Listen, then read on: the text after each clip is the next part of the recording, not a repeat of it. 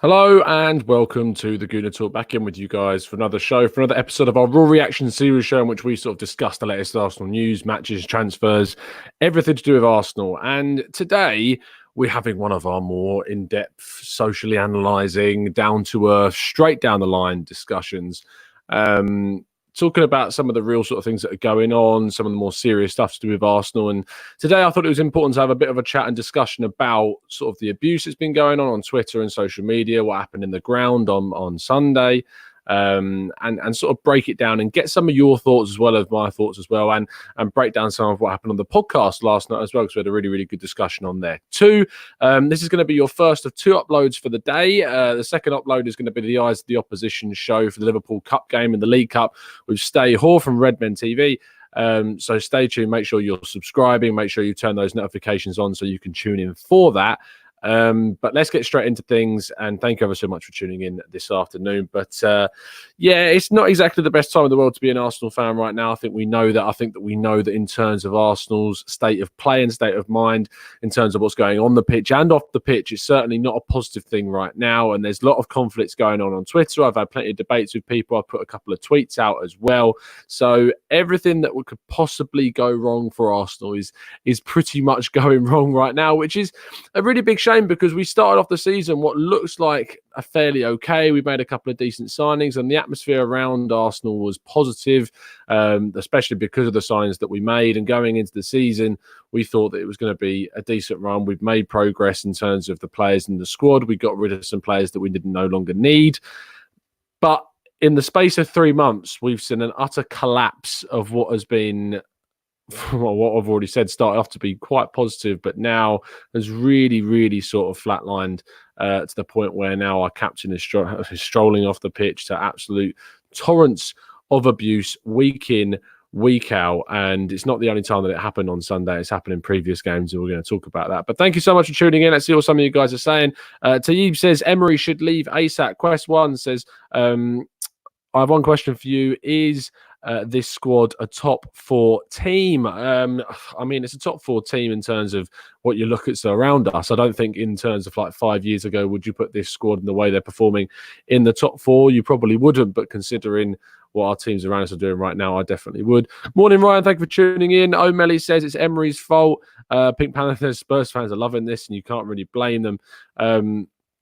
It's a really, really odd situation for Arsenal fans right now to be in, where you're in a situation where most of the people want to see change happen. A lot of people would rather see Emery be moved on at this point, but we know that's not quite going to happen just yet. But I think that we need to sit down and talk about the abuse and what's going on. Before we do, in terms of mind, I want to throw to some of the words that came from Matt Webby on the podcast yesterday. Now, this is going to be a bit of an experiment because I've never really tried doing this.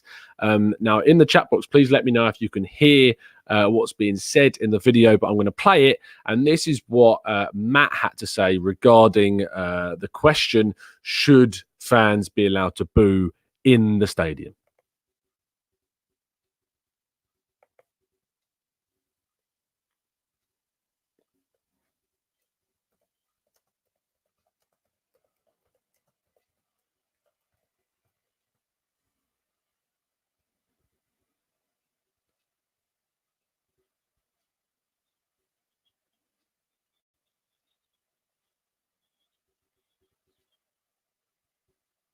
Apparently, you can't hear that, which is really, really annoying.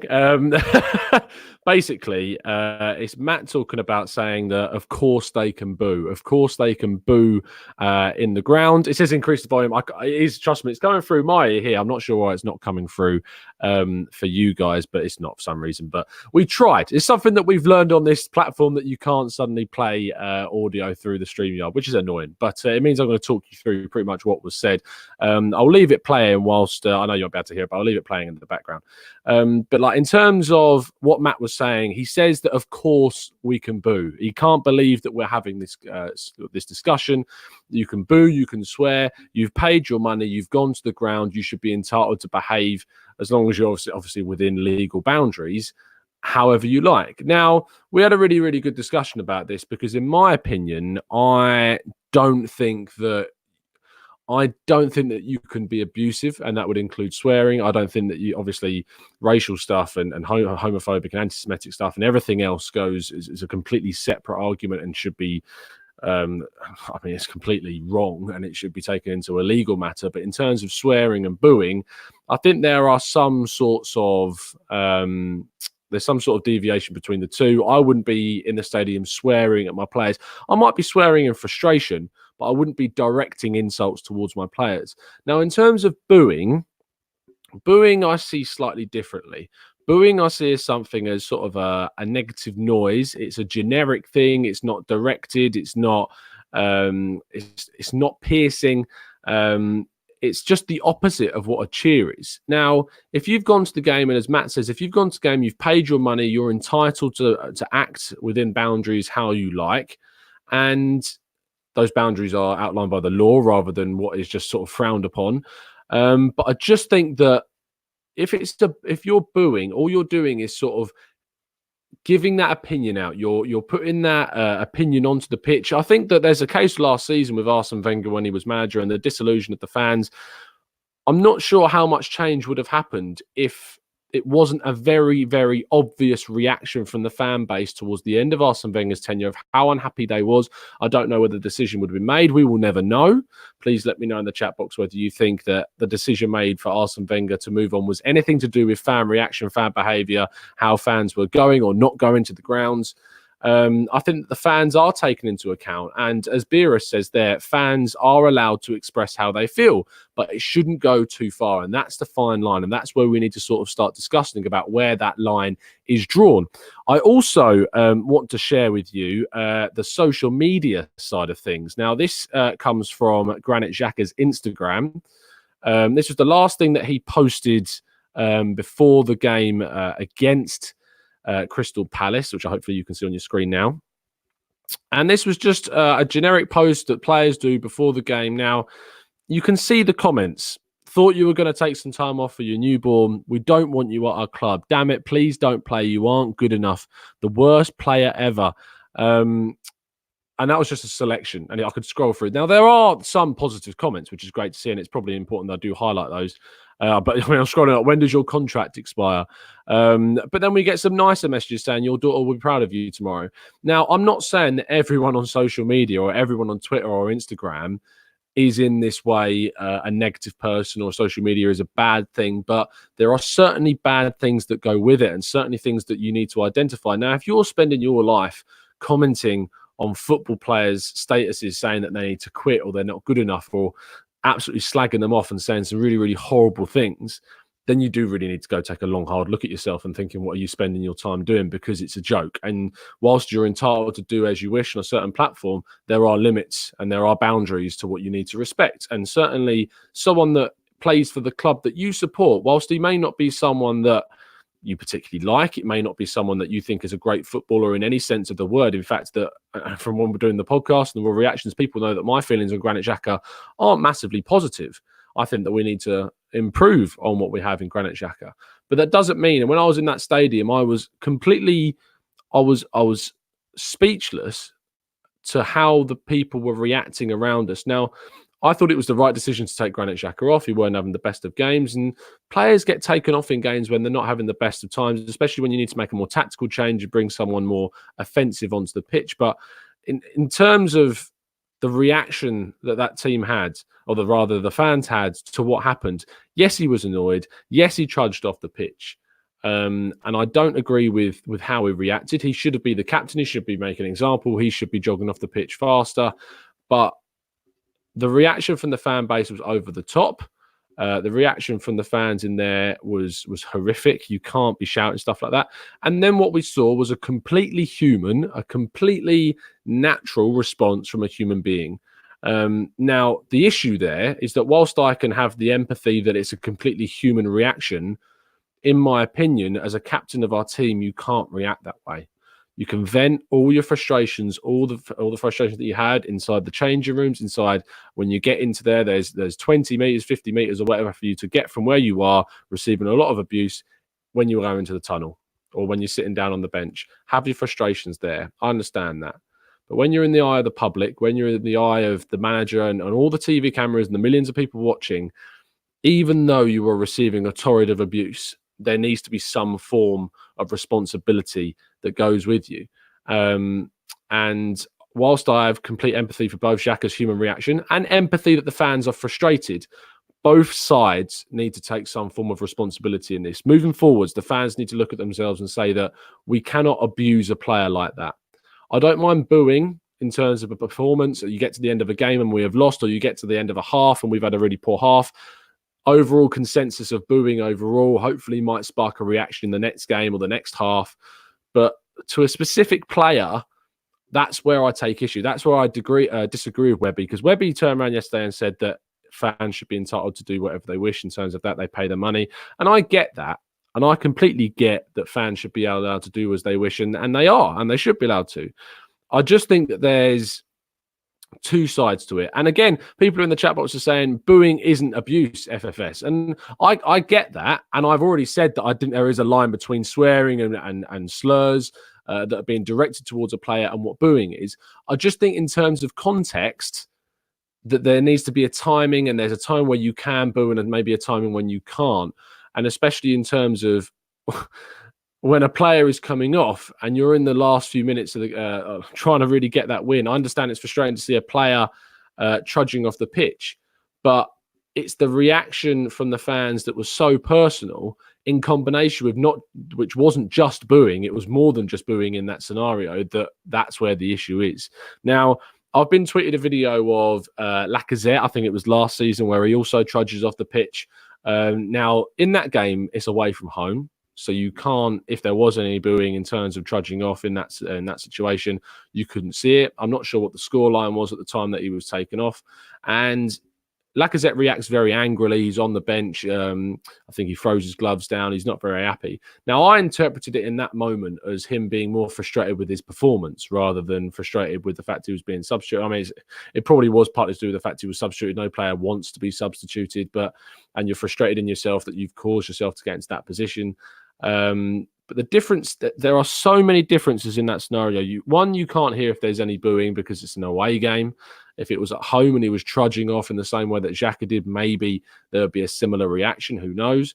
But I think it would be naive of me to say that Xhaka wouldn't receive a more intense reaction, because we know that he's not the biggest fan amongst the fans itself. He's not the most liked player whatsoever in the team. And it's definitely been a built-up element of frustration from the fans that then ultimately equaled that huge reaction from them. Dark Druid says, expressing your dissatisfaction is fine, but it's not a good look. G Will says, in my opinion, it is abuse if you boo a specific player.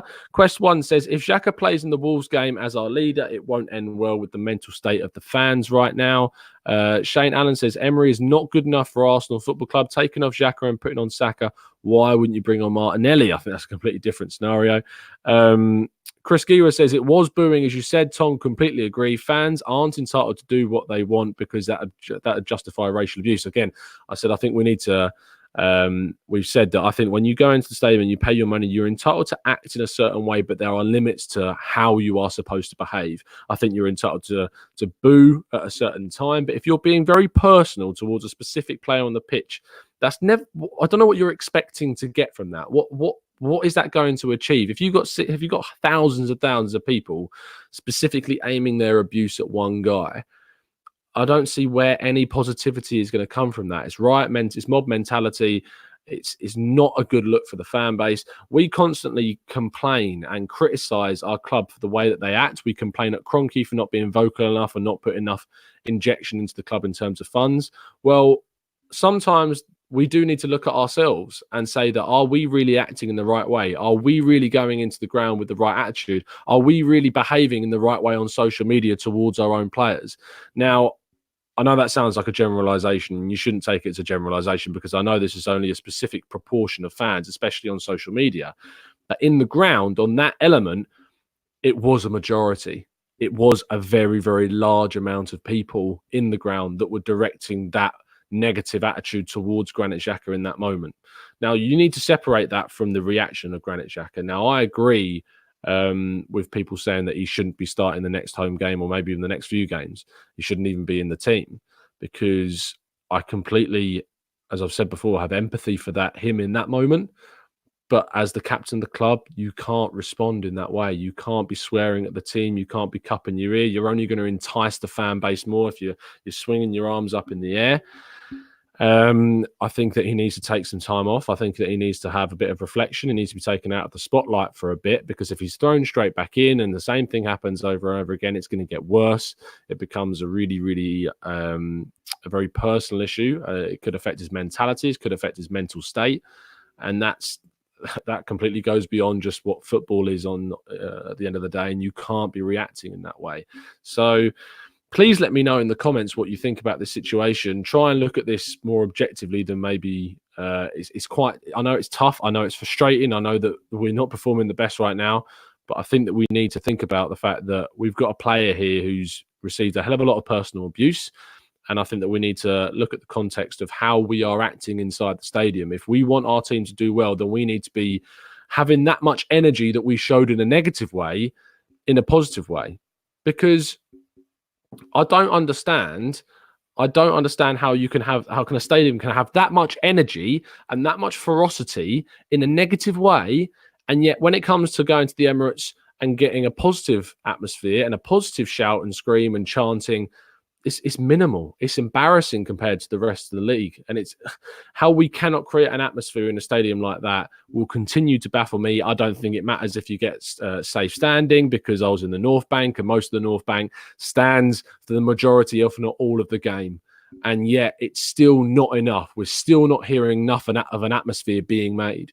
So it's very, very clear and obvious that a noise and a very noticeable sound can be created in the way that can be directed towards a single player in such a negative way, and yet we cannot generate the same in terms of support for the team to really try and drive that team forwards on a consistent basis. It happens now and again, but in terms of consistently, we as fans in that ground need to be better.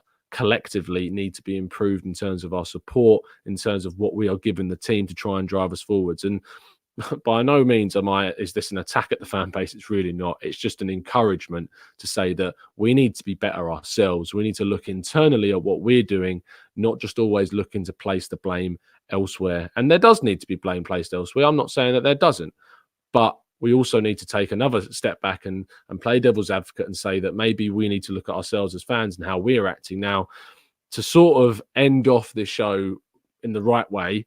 We've always, what we like to do to summarize where we're sort of at, we need to turn around and say that on social media, if you see someone being abusive to a player, doesn't matter who is it, if it's a player that you like, if it's a player that you don't like, you need to report them. Or you can comment back and you can try and encourage them to be positive. I doubt that you'll get a positive response. But if you want to take that upon yourself, fair play to you. I think that we need to be in the ground. If you are in the ground, you need to support in the team. Try and avoid as much negativity as possible. As I've said, I'm not going to contradict myself. I think that if you're entitled to behave as you like, but if you're being personal and you're being abusive, then that goes beyond what you actually should be doing in a football ground. You're going there to support your team, and so therefore you really, really should not be acting in that certain way that is so negative that it's having a detrimental effect on someone's mental state, as it clearly has with Granit Xhaka. Thirdly, and this is more in terms of what the club needs to do, there needs to be an apology from Granit Xhaka. Supposedly, from what I've heard, there was a communication between Emery and Xhaka yesterday, and an apology or an agreement to do an apology hasn't been reached yet. That's the information that I've heard. If that's true, that's a really, really big shame. It needs to be like a band-aid, or it needs to be like a plaster. Going to my American people there, you need to rip off the plaster in this sense. You need to rip it off, get the apology out there, get that done, and move forward from this point. There needs to be a change in the captaincy. There needs to be some sort of accountability and some response to this, because you can't let this sort of behaviour slide. Yes, it was horrible what he received in terms of the abuse, but two wrongs do not make a right. It is not an eye for an eye. You can't react in that way. You don't. Trust me, as someone who works in the educational system, you do not work by going, if you're receiving a hell of a lot of abuse, you don't teach people to react in that way to entice more abuse. That's not how it works. but it's a really, really tough one. It's a really, really tough one moving forward. Thank you for the donation, Chris. Much appreciated. He says he's rash, can't play at DM, sold in January. I think that if that happens, then that'll happen. But in terms of focusing on what we need to do right now, I think it's important that we need to look at ourselves, and also the club needs to look at what they need to do next. If you're watching on playback, please let me know what you think in the comment section below. You can check out the podcast, which we attempted to show you earlier on the show. Apparently, StreamYard doesn't support that in terms of the sound coming through when we share the screens, which is a shame. Maybe there's something I can get on to talking to them. Maybe we can get that sorted out for a future show. But if you've enjoyed this or enjoyed the discussion, you're not always going to agree with me. I really, really understand that. I completely get that you're not always going to agree with what I'm saying. But if you did, it would be pretty boring. I tried to read through as many of your comments as feasibly possible in the chat box too. But yeah, keep them coming, keep the comments coming, keep the likes coming. I really, really appreciate it. Again, later on today, we're going to have our Eyes of the Opposition show with Stay Hoare from Red Men TV, who's going to give his thoughts from a Liverpool perspective ahead of the Cup game. I've also asked him a couple of questions regarding what he thinks about Granit Xhaka and the scenario around Arsenal fans from an outside's perspective, so that should be interesting to get his side of things. So make sure you turn on those notifications so you can get that show straight to your phone or tablet or computer or Android or whatever you're using, and you'll be able to pick it up from there. That'll be out about 5/6 o'clock tonight this evening. So much appreciate you coming on and joining us in the chat box. Again, looking forward to the game tomorrow. Hopefully we're going to see a reaction from the second string, or as much of the second string as we can field at the moment. But it's a tough time, isn't it? But we're going to have to get through this, get behind the team as a collective, and try and be as positive as feasibly possible. I'll see you again very, very soon. And as always, up the Arsenal.